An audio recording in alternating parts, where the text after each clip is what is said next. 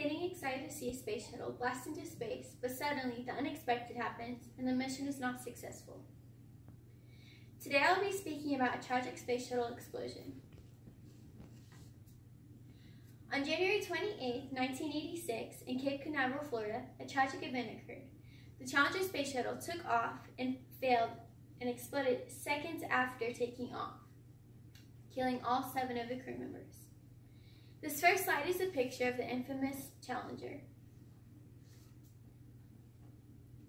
To give you guys a better understanding of the event, I will talk about 3 main points. First, I will talk about the facts and information regarding the Challenger shuttle.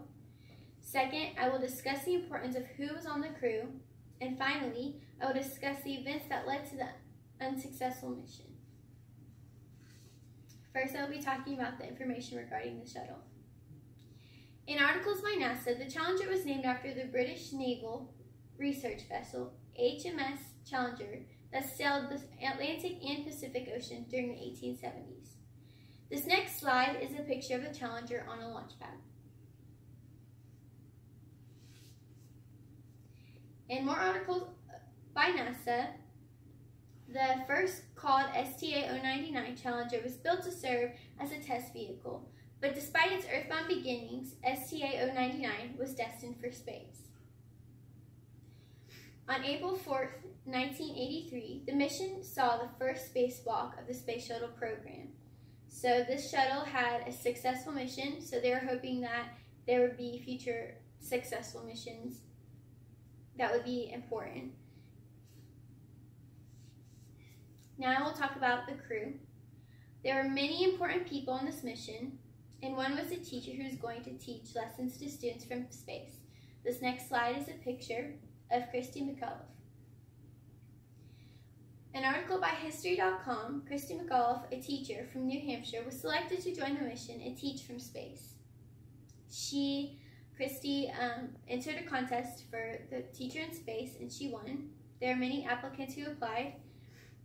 This would have been a great teaching opportunity for both kids and adults because a teacher is going out to space, teaching of what it's like to be in space and how living up there would be.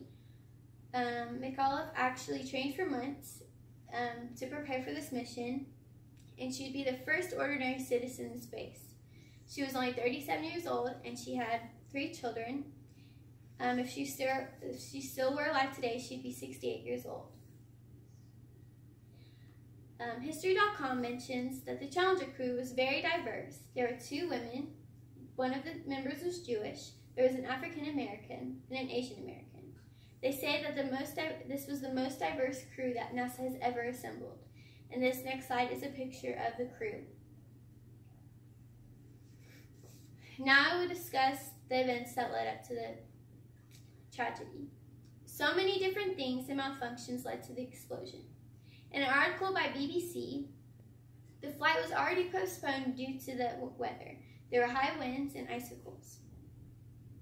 Space Magazine mentions this proved worrisome for the ice inspection team. They had to knock down icicles with broom handles. So this is a picture of what the shuttle looked like before the icicles were knocked down. And I'm sure you can imagine that the team was freaking out because it was before the launch, and icicles and shuttles do not mix. The tragedy happened in a blink of an eye. Everyone who was watching was not expecting this to happen. ES Monitor says 73 seconds after the fiery liftoff, a seal failed. The vessel broke into a confusing tangle of smoke. So those who were watching were excited about the shuttle taking off. It took off. It was going well until, as said, it's a confusing tangle of smoke. And then people started wondering what happened. And then it was announced that the space shuttle was exploded. According to History.com, it was later determined that 2 O-rings failed due to the cold temperatures. So the cold temperatures and the weather were a factor of why this mission was unsuccessful. History.com said that 10 years later, after the tragedy, the debris washed ashore on the Florida beach. It is now stored at the Missile Museum in Cape Canaveral, Florida. I cannot begin to describe imagining or even watching this event. I was not alive when this happened, but my parents were, and I talked to other people about what it was like to be a part of this, and they said it was very devastating and emotional. NASA actually gave their missions a rest for a couple of years, but eventually got back to it. They had some successful missions and some that were unsuccessful. Unfortunately, shuttles are kind of a trial and error, so you find out what makes it successful, and unfortunately you find out what makes it unsuccessful. January 28th, 1986 will never be forgotten.